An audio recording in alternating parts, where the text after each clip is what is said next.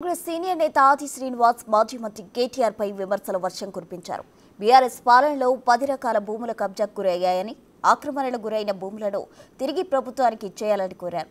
BRS హయాంలో 10 రకాల భూముల కబ్జా కాలేదా అని ప్రశ్నించారు.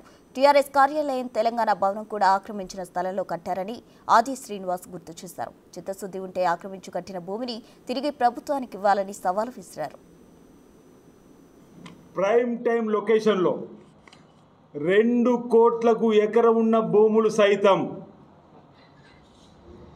50 లక్షల పైచిలకు ఉన్నటువంటి భూములు సైతం ఈరోజు మీ 9.5 సంవత్సరాల పరిపాలనలో విచ్చలవిడిగా అరులకు చెందాల్సిన భూములు, భావితరాల ప్రజలకు చెందాల్సిన భూములు, పేద ప్రజలకు చెందాల్సిన భూములు, వాటర్ ట్యాంకుల నిర్మాణమో, స్కూళ్ళ నిర్మాణమో, ఇందిరమ్మ ఇళ్ళ కోసమో ఇవ్వాల్సినటువంటి భూములు ఒక్కొక్కటి చదువుతారు దయచేసి మీరందరూ కూడా.